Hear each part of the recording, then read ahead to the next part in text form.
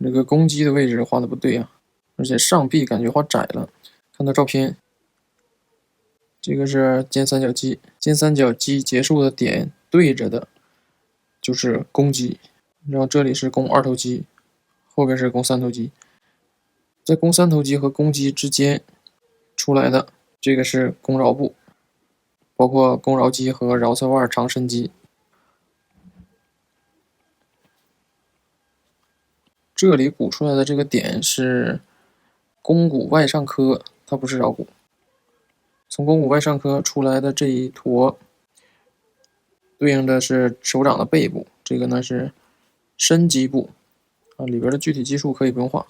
从手肘这个骨骼一直连到这边，这个是耻骨头。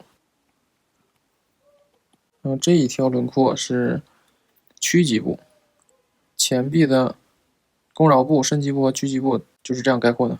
然后它这个手腕看到的是手腕的背侧，内侧这个和外侧这个厚度呢是看不到的。下面的这一块都是肱三头肌，这里是肌肉的部分，这里是肌肉的部分，一个是外侧头，一个是内侧头。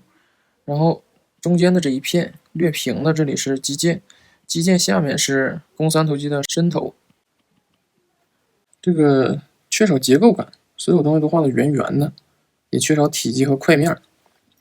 你像第一个，它这个肱二头肌在伸手肘的时候啊，肱二头肌它不是圆的，而且这个角度是能够看到肱二头肌前面的面的，应该把这个块儿给画出来。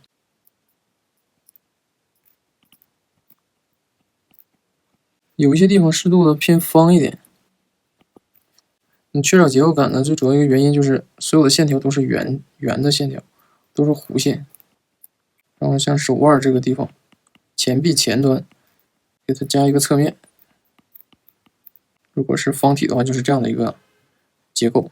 这里是耻骨头，它有背面，它有侧面，它看起来才有体积。其他的几个也是相同的问题啊，用线上全都是这种圆的线条，也缺少点结构感。我示范一个啊，比如这个，你看这个在形的边缘上面找点这种转折，给它一点这种硬朗的感觉。不要所有的线都画的圆圆的，所有的线都圆圆的，它就缺少结构。然后在这里偏方的骨骼结构，齿形嘴，然后这里是肱骨内上髁。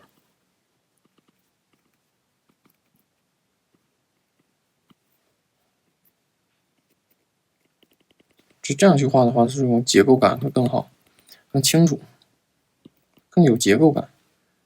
然后形状也需要注意，你看这个前臂，它明明是这边的轮廓更弧一些，这边更直一些，你怎么画反了呢？其他也是啊，按照这种感觉来画，这个进步还是蛮明显的，比之前画的结构要清楚很多。然后这个地方不要涂一片，因为这里呢没有这样的一个暗面。形上面还是要注意，它这里的坡要更明显一些，也就是它的肱桡肌。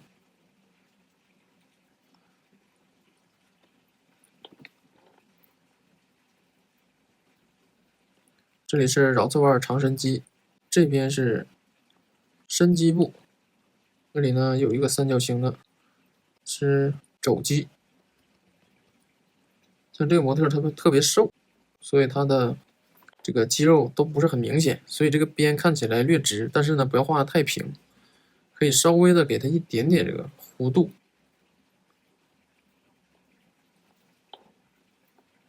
下面这个肩看着有点平，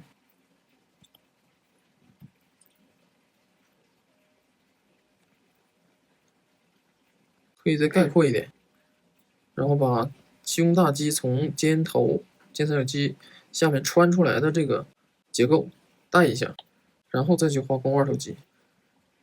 这一条明暗交界虽然看上去好像是在这样，虽然看上去好像是往这边走，但是不要被这个蒙骗，要去主观的去分析肱二头肌的体积，这是前面的面，它结束到哪里？中间这里，它和前臂是怎么咬合的？肱二头肌下面这里有一个坡，下来之后是到前臂的中央，然后这里是在外侧，上臂和前臂是这样的一个咬合关系。画画要再主观主动一些，不要去抄照片的话，有的时候这个结构是画不清楚的。还有前臂的结构应该是这样的：弓桡部转过来，连向内侧的这个面，这边是背面。总感觉没有接上，很多地方是断线，断开的线呢，它形就松散不结实。我们先来说一下形。第一个，它的前臂，它是转朝过来的，看着呢没有那么长，这个透视缩短，没有画出来。这个手腕就到这儿就可以了。然后手肘的造型，前臂的形状大概是这样。第二个，这个手的形状差这么多，它这个手指有分开吗？你看这是没观察，不观察不行。我们画画一定不能仅凭惯性，哪怕画的再好了，也得去观察。这个地方怎么能鼓到这里来呢？这都快到手腕了。然后手肘顶起来的这个形状也没有了。这里不要画一条特别突兀的线。如果画的话，也是轻轻的带上，往下转的这个面，它的肌腱，它的肱二头肌可以这样去表现，但是你直接在这儿断开之后，它就断了，形就断了。然后肩三角肌和它之间这种前后遮挡关系，这里要给它做实。一到形和形挨着的地方全都断开，这个形就结实不起来，就松散了，就散开了。肩三角肌、肱二头肌下面没有什么骨，肱三头肌骨的地方在这儿，不在这儿。这个前臂的形状，你看这个宽窄啊，特征全都没了。这边是最宽的，越往手腕这边走是越窄的。这个也是比例。肩三角肌上臂画的又短又粗。